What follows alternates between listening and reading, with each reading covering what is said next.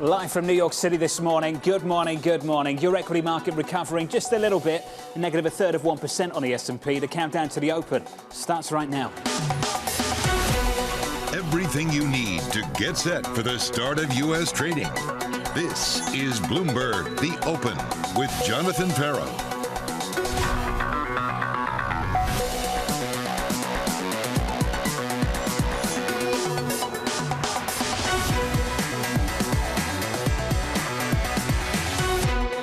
Live from New York City, we begin with the big issue, U.S. dollar dominance.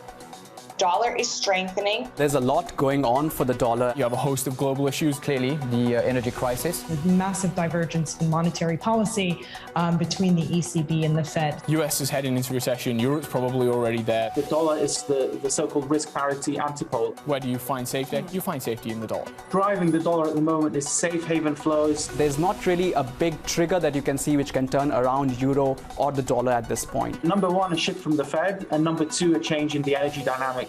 And that just isn't happening. A very strong dollar. It's going to add another weight to the U.S. corporate earnings season. That will also begin to limit U.S. growth. Clearly a lot going for the dollar at this point.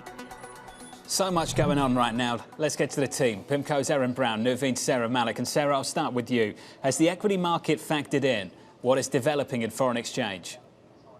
You know, I think that it's going to be another challenge during our earnings season. Earnings season could actually be the next shoe to drop. We're worried about what the demand destruction effects are going to be. We've seen earnings actually consensus going up year to date. And, you know, we're wondering whether that's going to be factored in for the second half of this year, where earnings actually take a hit. And we see some pretty poor outlooks out of companies. That is our concern. And that's why I think the markets have been pretty volatile leading into the kickoff for that season. Erin, Browne, you're on the same page. I know we've priced in higher rates to some extent. We have not started to price in lower earnings. Your thoughts? No, keep in mind that with respect to the dollar, about 30% of S&P revenues come from overseas, and the dollar has now strengthened about 10%. So on a very simple math basis, that's about a 3% hit to earnings, which I don't think has been fully incorporated by earnings estimates. But that's just one part of the problem. The market is also still pricing in pretty strong margins for this quarter as well as through year end. And while the earnings bar for this quarter isn't that terrible, it's about 5% year over year. When you come into the second half of the year, the market's still pricing up earnings about 10%, which is going to be a very, very difficult bar to be able to beat. So I still think that earnings need to come down. Erin, if you're a Fed official looking at this dollar strength right now, is it our currency your problem? Is that the message to the rest of the world? I think that's right. I mean, if you think about what's really driving the divergence between the dollar and the other developed market currencies, the first catalyst was certainly the central bank divergence. But now you've seen, I think, much more strongly being impacted is the fact that, you know, Germany is now is now lobbing in a trade deficit, and I think that that's really what's driving this significant, departure between the dollar and the rest of the developed market currencies, just given the oil price impact and the gas impact that's hitting the shores of Europe, you know, even more significantly than in the U.S. Euro dollar bouncing off parity this morning, 10053. It's not just euro dollar, dollar yen over the last few weeks, getting everybody's attention. For some people, we're looking for a move maybe to 140. Secretary Yellen spoke a little bit earlier on. This is what she had to say. In general, our view is that countries like Japan, the United States, the G7 countries should have market-determined exchange rates. Mike McKee joins us now for more. Mike, that doesn't sound like a Treasury Secretary looking to intervene anytime soon. No, she's not. And the U.S. has pretty much given up on that as a tool. It might be a signaling device, but they haven't decided that they need to send a signal yet. As you were saying, it is our dollar, their problem. And the problem that the world has is that after 1990s, major Forex interventions went away because they didn't really work. They might move currencies for a day or so, but then they snap back. And the reason is there's so much traded in foreign exchange daily that there isn't enough money for most countries to continue fighting the market. The U.S. has now a larger pot in its exchange stabilization fund, which the Treasury would use, but $222 billion versus $6.6 trillion isn't going to do a whole lot. The G7, as Janet Yellen said, wants markets to set rates, although it does track volatility. Keep an eye on that. If that gets to be a problem, then you have an issue. And here you can see the other issue. And Janet Yellen is going to be well aware of this from her time as the Fed chair. Back in 1989, the dollar was soaring against the yen, and the Fed was trying to raise interest rates at the same time. The Treasury was selling dollars to try to push it down, so working against the Treasury Department and the Fed. So the Fed is hoping that the Treasury doesn't intervene because it wants to bring down the value of the dollar, but it wants to raise interest rates more. And here's something else that's unusual. Take a look at this. You mentioned oil just a second ago and the effects it's having. Normally, the oil and the dollar trade in an inverse relationship, but look what's happened at the tail end there on the right-hand side. Right now, it doesn't matter how strong the dollar is. The oil price is remaining high, and those are external factors that intervening in the market probably isn't going to help. Mike McKee, I wanted to get your thoughts on this. Mohammed El Erin has talked about these little fires everywhere that we're trying to put out. Heathrow Airport coming out and putting a cap on passenger traffic through the airport through September 11th. Just the economist in you, Mike. I just wanted to understand how you responded to that when you saw that news earlier this morning. Well, it's clearly going to have an effect on the air travel industry and the ripple effects on the industries that depend on it. Heathrow being one airport, it is a major exchange airport or transfer point. It isn't going to have a huge impact on the global economy by itself, but it will hurt Great Britain. And it may be a sign of more things to come as more and more people travel, and we haven't been able to fill the jobs that keep those people moving through those airports. Mike McKee, thank you, buddy. As always, we'll catch up with you tomorrow. Mike McKee will lead us through the CPI report tomorrow, then much more economic data still to come later in the week. We mentioned Mohammed. He was weighing in on this a little bit earlier. He said, albeit an extreme case, this is a useful illustration of how persistent supply dislocations can lower demand yet keep inflation high. Saira, Malik, I want your thoughts on this. Is it too early to bet against inflation? We're going to find out tomorrow with CPI, and we're going to be watching for three things there, and that's wages, shelter, and any shift in spending from goods to services. But even if we get some good news and moderate inflation, there's still bad news out there. Number one is it too late because the Fed is on such an aggressive tightening path that they've actually already maybe caused a recession or we're about to hit one. And second is the earnings that we talked about. The companies, we're going to get a kickoff with financials tomorrow. There's going to be, on the upside, we're looking for strong trading, but on the downside, weak capital markets. It's going to be the companies with pricing power that we can overcome inflation, but not all companies are going to have that. So I think it is too early right now with the headwind of inflation and also the headwind of earnings and the fears of a recession and markets only at average valuations and earnings at risk. I think it's too early right now to go headlong into equities and say this is the bottom. Saira, you mentioned the banks. I know you like two of them, Fifth Third and Morgan Stanley. Why those two? Well, in the big bank, we like the regionals over the larger banks because companies, like Morgan Stanley are going to have these capital markets issues and investment banking issues, which are down significantly. Also, we have a credit cycle overhang with a recession potentially coming our way. So something like Fifth Third is our preference of the two, while Morgan Stanley is our big bank favorite. We like Fifth Third because of its footprint, Southeast and Midwest. They pay higher wages, so they have inflationary protection in place, strong growth with momentum banking, and nice cost control. So they're well positioned, and they don't have that capitals market business while they do have leverage to higher interest rates. But in the bigger banks, with Morgan Stanley, they have that crown jewel, which is their wealth management business, to help offset that capital markets volatility. Saira, what's been your understanding and how has your understanding developed of the relationship between rates and the equity market and certain segments of it? Utilities maybe not behaving in the way you might expect with rates shooting higher the way they have, and banks for other reasons, banks not trading in line with rates either. I think the issue is because people are worried that the rate hikes are going to be so aggressive that it really crimps global growth, and that's a negative for the equity markets. Also, it makes other asset classes and cash equivalents look more attractive than equities. We've seen that even this year between equities and fixed income, where the traditional 60-40 equity fixed income portfolio has not been working. It's not a source of diversification. We've actually been looking at some alternative asset classes to try to help portfolios which are really not being resilient, and diversification has been much more challenging this year. And that's likely to continue, at least for the short term. Speak to that, Erin. Where'd you get that resiliency in a portfolio in a world of sell everything except maybe energy so far this year? Well, I think that's right. I think you do need to keep those inflation hedges on in your portfolio, but you're also looking across your portfolio, both at equities, credit, as well as broader fixed income, and looking for assets that you think can perform well in risk-off environments and more recessionary environments. And I think there are pockets of the equity market that will do well. Healthcare is a sector that we've talked about, but is something that's underperformed. Certainly. Over the last year or so, and it still offers good value to investors and should, be resilient in a downturn. I also think that there are, good credits in IG that are starting to look really attractive, just given how much spread widening you've seen year to date. But I would really stick to those, that are money good, that have free cash flow generation, and that you think can withstand a hit to nominal GDP. And it can still do well and outperform. So there are pockets of opportunity. You just have to dig a lot deeper than, just buying pure beta in the market. Erin, you said keep those bets on inflation on. Can you help me understand whether you can have a bet on both inflation and decelerating economic growth? Absolutely. I mean, firstly, going into recessions, typically in recessionary environments, inflation tends to be the last shoe to drop. And so inflation tends to have long legs in late cycle environments.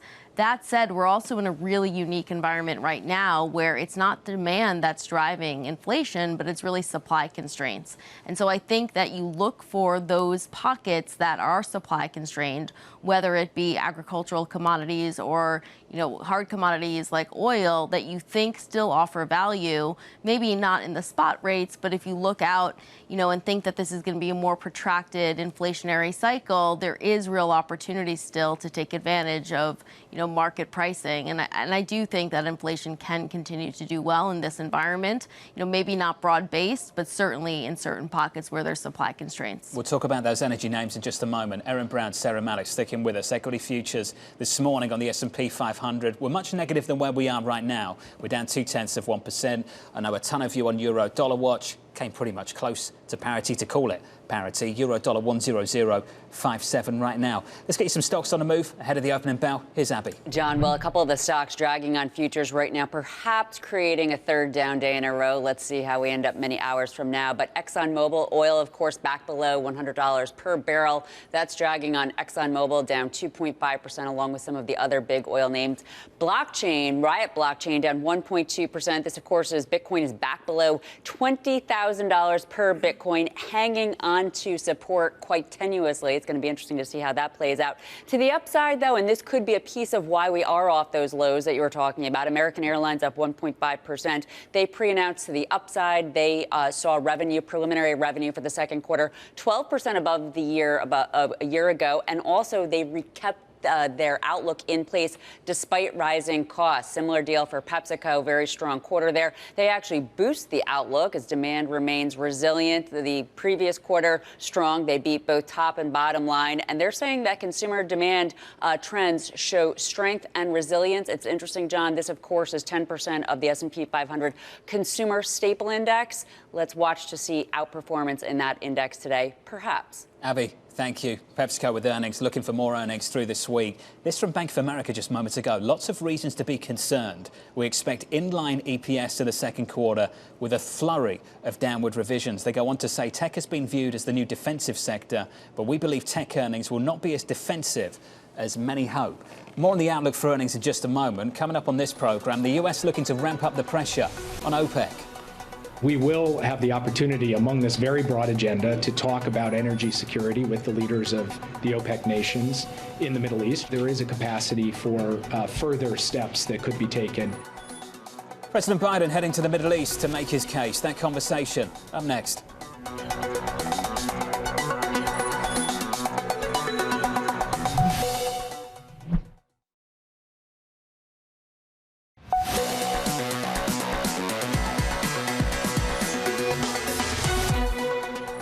The world has never witnessed such a major energy crisis in terms of its depth and its complexity.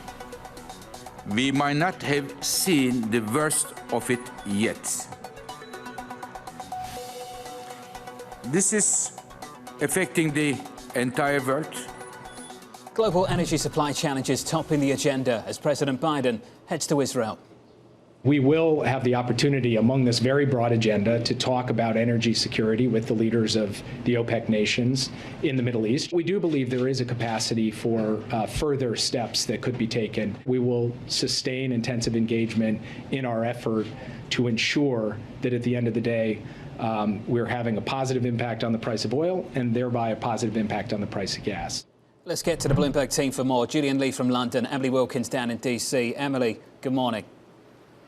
Good morning, John. Well, certainly President Biden knows that gas prices are a big issue at home, and they will be a big issue internationally when he travels to the Middle East and meets with Saudi Arabia and other oil producers in the region. Now, President Biden has said that his goal is to help bring stability to the region, obviously hoping that that will perhaps lead to more oil production, perhaps a lowering of oil prices. But, John, as they noted, this is a complex issue. It's got many factors, and there are many skeptics, even some within Biden's own party, about exactly how much this trip is going to do and how much it will really ultimately even lead to a lowering of gas prices here. It kind of shows the bind that Biden's in. He's trying to figure out some way to lower prices. He's done a number of things, but so far, most Americans still feel a lot of pain when they head to the pump to fill up their cars. Looking forward to the coverage, Emily, from you through the week and from AMH. I can tell you Anne-Marie on the ground will get coverage from her from the Middle East through the week. Want to come to you, Julian, on this OPEC report, looking ahead to not the back end of this year, trying to look ahead to 2023. Yeah, they are, and it's a sobering report, as the one last month from the International Energy Agency that pushed their forecast out to the end of 2023 was also sobering. I mean, OPEC sees demand growing more quickly than supply outside its member countries. They see demand up by 2.7 million barrels a day next year globally. An additional 1.7 million barrels a day of non-OPEC supply. That means the OPEC producers are going to need to pump another million barrels a day just to stand still in terms of meeting demand. That doesn't leave them an awful lot of room to pump the additional oil that President Biden and others are hoping for to help bring down prices. Julian Lee on the latest. Emily Wilkins from DC, Julian from London. What a difficult spot for energy. The question I've been asked a lot to ask my guests is basically, do you buy what has won recently or do you buy what has been winning all year? Energy, part of that all year story. Is it the former or the latter? Erin, Browne, Saira, Malik back with us. Saira, which one is it? Keep buying what's won recently or buy what's been winning all year? And energy is a big part of that. I think you need to look at the reasons behind both. So energy was our top pick coming into 2022, and we still like it. There's noise around the sector with China lockdowns and that impact on demand for the short term. But if you look at the long term, focus on three things that'll impact the sector: supply, demand, and what are the producers doing. Supply will remain tight. Demand is not even at pre-pandemic levels at this point. And the key to the story is the producers are being very conservative. They're returning cash to shareholders and focusing on dividends, and that's going to keep the cycle tight. Now you can look at the other side and say, what hasn't worked this year? That's growth stocks. We actually like select technology stocks. These companies tend to do well in periods of slowing economic growth, which is what we're in right now. So you can look at quality tech, not unprofitable tech, not speculative technology companies, but high quality companies like Salesforce, Microsoft. These are companies that should be very resilient in the coming cycle. Saira, just on tech, I mentioned that note from Bank of America moments ago. They said tech has been viewed as a new defensive sector. We believe tech earnings will not be as defensive as many hope. Do you share that concern as you look around for the places you want to be in tech, the places you don't want to be?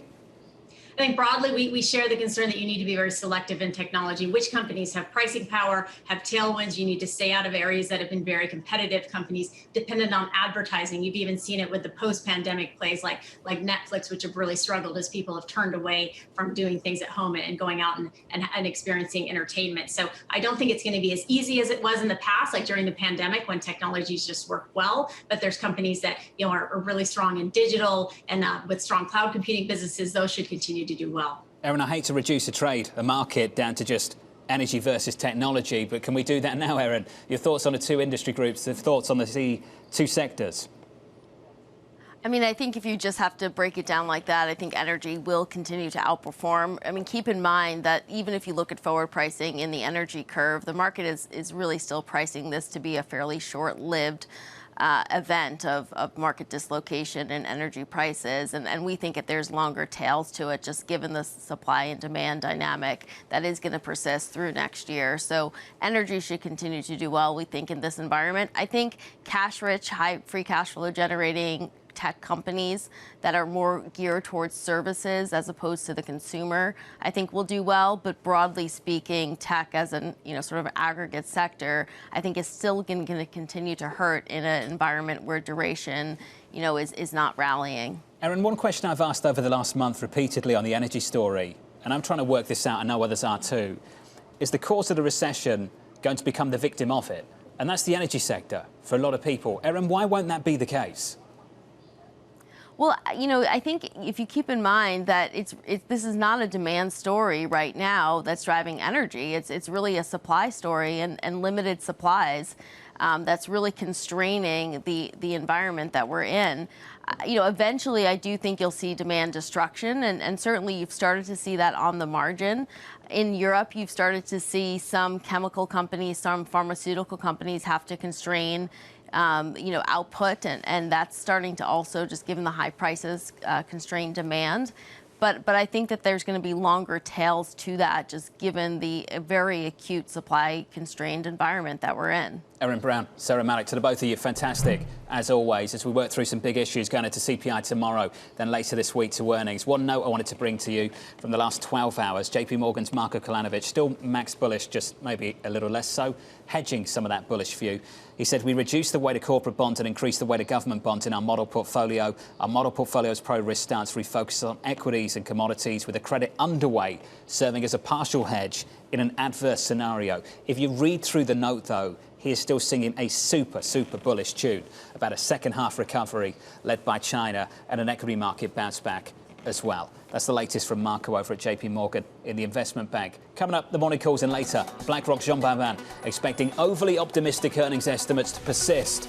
That conversation around the opening bell. That's next. This is Bloomberg.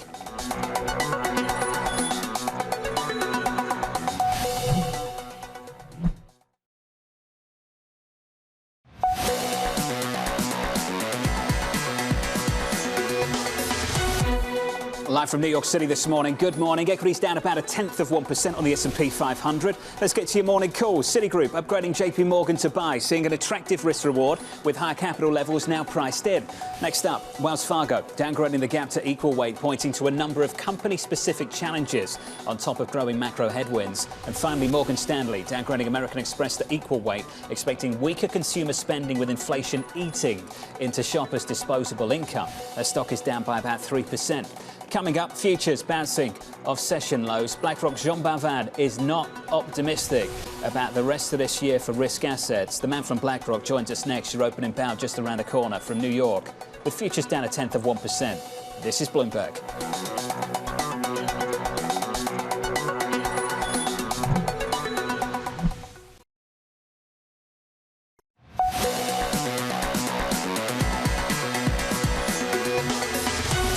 Live from New York City this morning. Good morning to all. About 20 seconds away, equity futures look like this. We're negative about 0.1% on the S&P 500, recovering this morning. On the Nasdaq 100, positive 0.5% on the Nasdaq. On a Russell of small caps, down about 1/3%. That's the opening bout. Switch up the board and get to the FX market. Euro dollar, the epicenter of everybody's focus, seemingly earlier this morning. Unchanged on the day, 10041. Jordan Rochester of Nomura saying this one could go down to 95 later this summer in August. That's one to watch for sure. Yesterday, yields lower. This morning, yields lower again by 7 basis points, 292.07 on a 10-year going into CPI tomorrow. Crude pulling back 99.10 on WTI, down by almost 5 percentage points. And something that doesn't get talked about enough, including on this program, is China. The infection rate is climbing again. Most people suspecting in China's future is more COVID restrictions, and ultimately, what does that mean for the commodity market? Marko Kolanovic of JP Morgan, we mentioned him earlier this morning. He's looking for a rebound in growth in the second half of this year, led by demand. Where? In China. What did Goldman do a little bit earlier today? Goldman had to downgrade their price target on copper to 6,700. They were out in the 8,000 something on copper. That's a big change. Let's get you some movers at the opening bell about a minute in. Here's Abby John, that is a big change for copper, but relative to Amazon today, as the Prime Day starts, the first day of 2 Prime days, Amazon, little change, slightly to the upside, but it is a heavy weight. And actually, it's come well off of its pre-market low. So now up about 0.7%. Investors cheering it to some degree. Investors also cheering PepsiCo up about the same amount. This, of course, after they put up a very solid quarter. Importantly, raised the outlook for a second time this year, saying that the consumer remains resilient, at least for those soda and chip products. So the staple sector pretty solid. Peloton really up quite nicely, up 3.5%. They're sending out the manufacturing of their bikes, so investors, traders encouraged that perhaps that will improve the margins. You were mentioning that downgrade over at Wells Fargo on Gap, John, down about 7%. Well, one of the headwinds includes, as you know, CEO Sonia Singhal stepping down, and also lots of other issues there as they bring numbers down. Gap not able to get out of its own way, John. Abby, you were looking for that move in discretionary off the back of the move lower in crude. There we go, at 1% on consumer discretionary. Energy down by about 2.23% around the opening bow. We are positive 0.1% on the S&P 500. Big few weeks of earnings coming up. Dan Ives of Wedbush saying this: the street is already baking in a mild recession.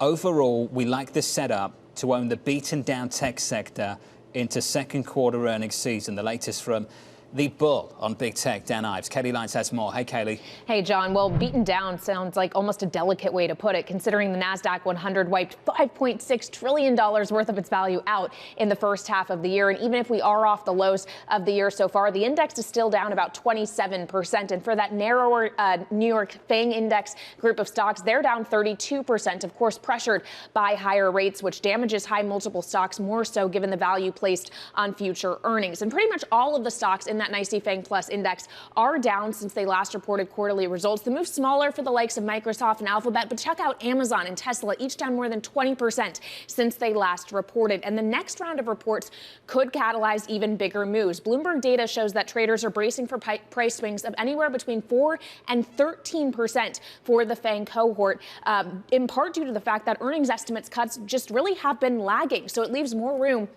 for big surprises and potentially more dramatic price action, because the street is still expecting tech earnings to be up about 13% this year. That consensus has not changed much over the recent months, even as the picture economic-wise has deteriorated. So even though we've seen valuations coming in, the NASDAQ 100 now trading at a forward PE ratio of about 21 rather than north of 30 we saw during the pandemic, that means that if you start to see something shifting in the E, if earnings estimates move lower, these stocks could still end up looking quite expensive, John. Kelly Lyons, thank you. Brilliant work as always. Another downgrade in the last 12 hours. This time it is from Evercore and Julian Emanuel to 4,200, down from 43. Says this: a slowdown is unfolding, combined with a stronger dollar, labour market strain, supply chain issues, inventory builds, margins, EPS are under pressure as prospective recession scenarios develop. With the latest, here's Taylor Riggs. And John, interesting, we spoke with Tracy McMillan of Wells Fargo yesterday, looking at earnings of $200, and the low right now on the street is about a 205. So you're really starting to see some of the revisions come in. I think this chart shows it all. I think the everlasting theme this year has been the optimism by the street, if you will, on some of the earnings guidance. But now actually on both sides of the pond, you're starting to see some of those revisions cuts finally start to come in. I think if you go to the next board, what you'll see is that sort of the year-over-year growth numbers, they've come down from the highs of maybe 5, 6, 7. You're now looking at just the earnings per share growth on a year-over-year basis of about 4%. But I think it's important to point out that number is still positive. When we talk about an economic recession, does that mean an earnings recession? It doesn't. Right now, there's actually still growth on a year-over-year basis. Take a look at this terminal chart. Kaylee was talking a lot about this, right? Sort of the forward PE guidance and how we're thinking about valuations. Yes, it does come like it's come down. Growth is still a little bit more elevated than value at the bottom of your screen. Overall, though, for the average, you're looking at about 16, 17 times. But those numbers have come down quite a lot, John. Taylor Riggs, thank you. Looking forward to the close a little bit later with Romaine Bostic and Caroline Hyde. Taylor leading the coverage there on the earnings you can expect and what it means for this equity market too. We've had some big calls in the last few days. This from Nomura caught my eye. Expect a recession to begin in Q4 22, the risk of an earlier start.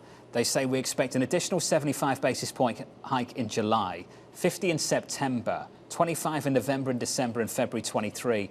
And then here's the call. We're already forecasting cuts on the street. This from Nomura, 25 basis point cuts per meeting, likely starting September 23. taking the rate down to 0.875% by the end of 24. I'll say this up front before what I'm about to say. Nomura's been great on the Fed so far this year. They were calling for big hikes when other people weren't. But I'd love to borrow their crystal ball for 2023 because I can't get beyond August right now. BlackRock says the world has changed. They say the world has changed a lot. They write the following: we're braving a new world of heightened macro volatility and higher risk premia for both bonds and equities. The regime is not necessarily one for buying the dip. They go on to say policy will not quickly step in to stem sharp asset price declines. BlackRock's Jean Boivin joins us right now. Jean, it's great to catch up with you. The great moderation is over. Talk to me about what's replaced it. Back to a more volatile future. The title of our mid-year outlook is what we are in, I think. And I think, just to make the core point here is a lot of the logic I think we are trying to tend to gravitate to is applying the old business cycle playbook, the things that have worked for the last 40 years, which we don't think they'll be working going forward. So the great moderation is over.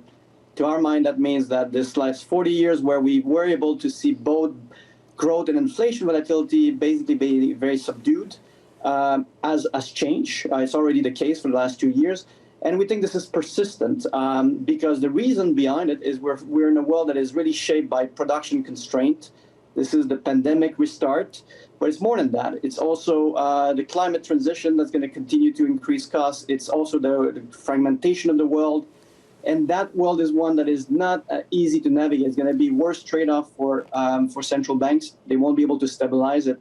And that's the world we live in now. So there's no Goldilocks, there's no soft landing in that world. And I think that's the main call we're making here is don't hope for that. It's going to be maybe a stable growth environment, but then we'll have more inflation or vice versa, but there's nothing really in the middle. Jean, talk to me about then the kind of inflation number that you think we have to get used to, get comfortable with. Well, central banks are talking as if they're going to try to bring inflation back to 2%, their target. Doing that quickly on the time frame that they're expecting it will have to imply a very dire economic cost. So that's why we're worried about recession, and markets are at this stage. So in the end, we don't think they'll deliver that 2%. We'll end up living with more inflation. We're thinking maybe something more like 3%. Which for the central bank world is not something. It's a lot above their target. So they will see that as a major miss of their objective. But in the world we're living in, it's not so bad like a cost to live through given the alternative. So that's the kind of numbers we have in mind, like 3 more than 2 for the foreseeable future. Jean, I was looking at your return assumptions, just short term versus longer term.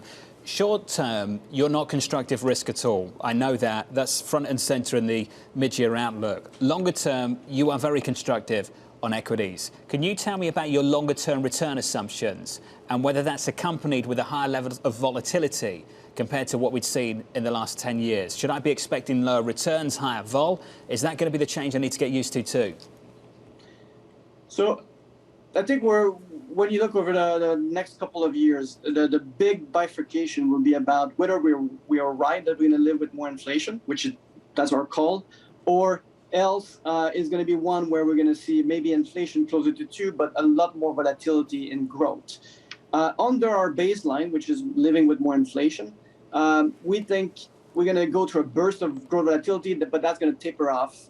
And that's going to end up being positive for equity. So that's why we are constructive, as you say, on a more strategic basis. We think we have historical equity returns that can be delivered in this kind of environment. But we're tapering that off a bit because we think this is still going to be, we're not back to the great moderation. So I think we need to expect higher compensation for taking risk. And so historical to lower return assumption on a 5-year basis if indeed we end up living with somewhat more inflation. If we come to the conclusion that central banks are really going to try to break the neck of inflation back to 2 and aggressively, which is the rhetoric they're telling right now, we don't think they're going to stick to that, but that's what they're telling us right now. In that world, then we would be starting to feel more negative even on a more strategic, longer-term expectation. Jean, that's risk, that's equities. Where do bonds fit in? I've spoken to a lot of people. I've got a long, long list of people now who think that we've seen the peak on a 10-year Treasury yield. They're pretty confident of that. They're saying you should bet against inflation. I see that in break-evens, Jean. That's what the market's been doing over the last several months. You take the other side of this, John. Walk me through how bonds and inflation protection fits into your view going forward from here. Yeah, I think the main thing, again, and I'm going to go back to this because that's the core here.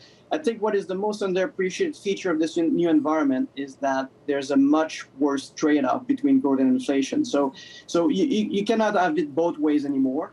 And so as a result, the inflation is not going to come back down very quickly. These supply constraints, these production constraints, even just from the pandemic, haven't even started to really unwind. So I think we're talking about many months of inflation persistence, and there are structural factors behind that. I have a hard time saying how you can get 10-year at these levels if we're living in a world where inflation is going to be closer to 3. Break-even, five-year break-evens now 2.1 doesn't make any sense for us. This is 2.1% 5 years out, up to 10. We're going to be more in 2.5, 3%. So strong conviction there that this inflation is a bit too optimistic expectation from markets. And again, that's because the trade-off is much more acute than we've seen over the last 40 years. John, we'll keep talking about this. We'll bring it home to the consumer as well in just a moment. John Boivin of BlackRock sticking with us. Equities right now at 0.4% on the S&P. This is a bounce back from earlier this morning. On the NASDAQ, we're up about 8 or 0.9%. Coming up, the health of the US consumer in focus with investors bracing for corporate earnings. People are worried. Can we continue to grow earnings at the pace at which people are hoping for in what looks to be a slowing GDP growth, a weakening consumer? That conversation up next.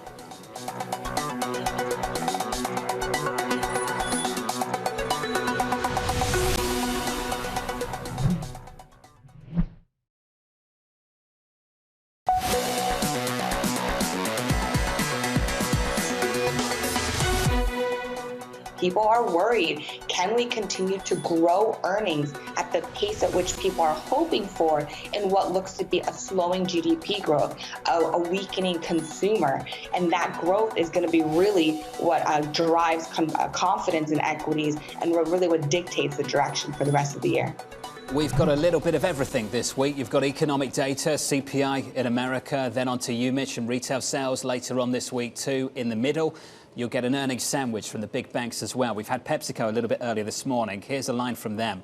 Our updated full-year guidance reflects the strength and resilience of our categories and consumer demand trends. Kelly Lyons has more. Hey, Kaylee.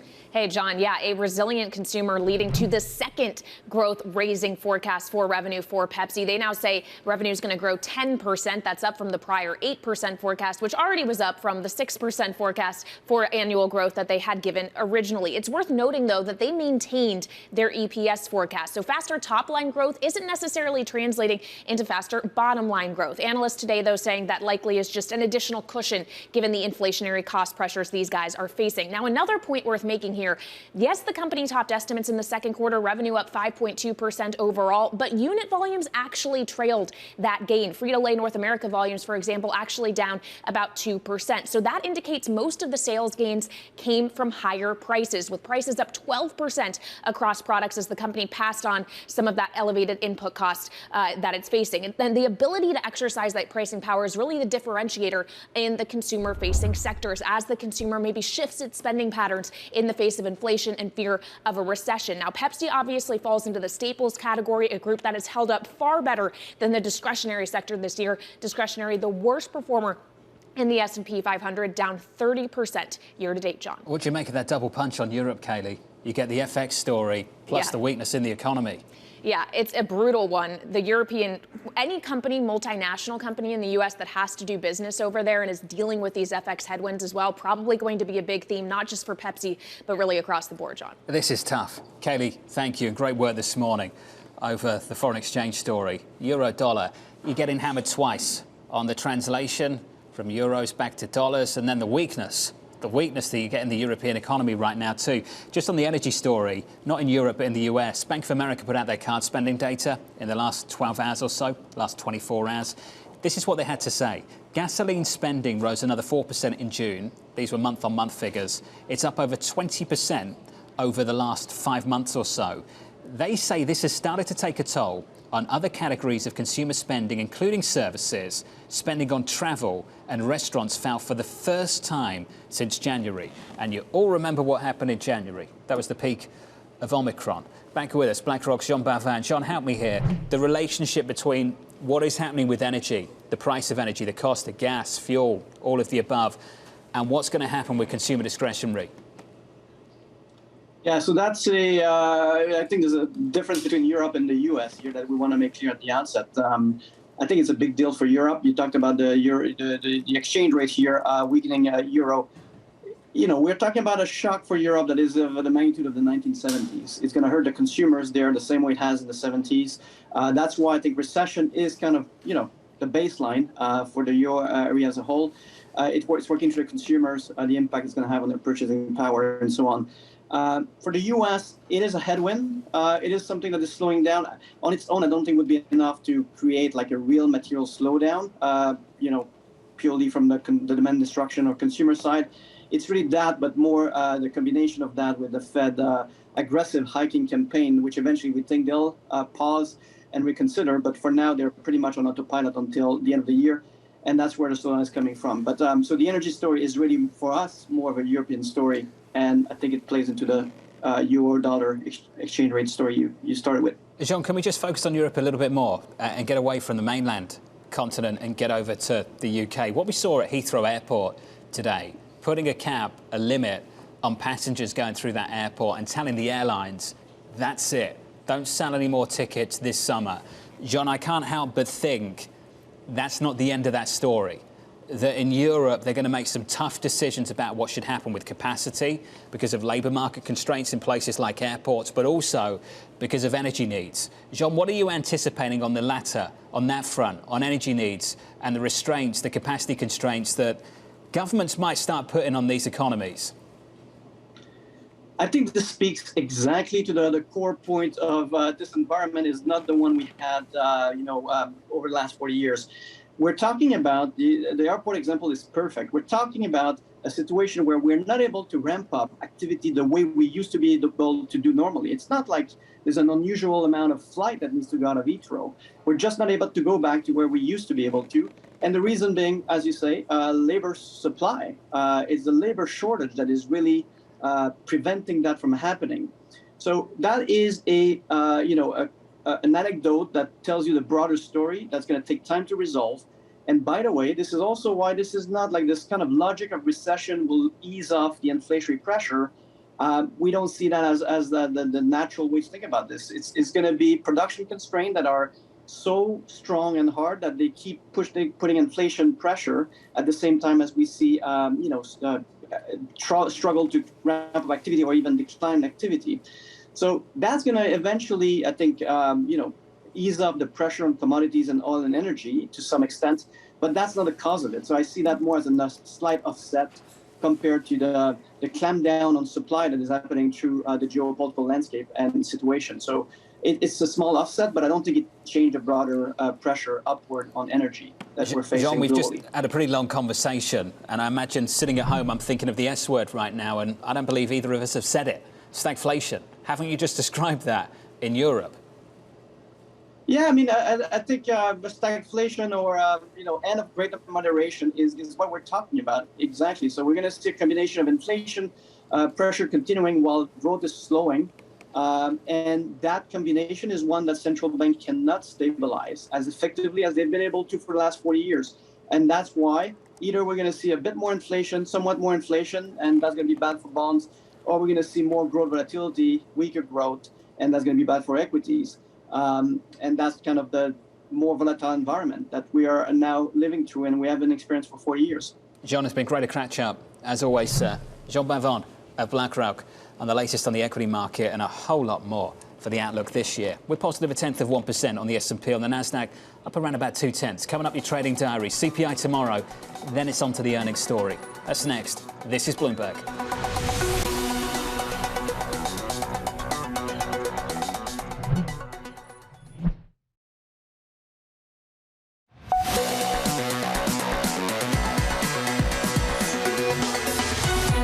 We are about 25 minutes into the session, equities look a little something like this. Positive 0.1% on the S&P 500. On the Nasdaq 100, positive by a little more than 0.1%. That's the price action. Let's get to your trading diary. The president speaking at 11:15 Eastern Time. I host the Fed Speak throughout the week with Barkin, Bostic, Bullard all on deck. US CPI out tomorrow. Then the president heading to the Middle East. The big banks kicking off earnings on Thursday with JP Morgan and Morgan Stanley. US PPI and another round of jobless claims coming up. Finally, consumer sentiment and US retail sales are out on Friday. We've got a busy week coming up. Looking forward to covering that with you. Thank you for choosing Bloomberg TV. For our audience worldwide, this was the countdown to the open. This is Bloomberg.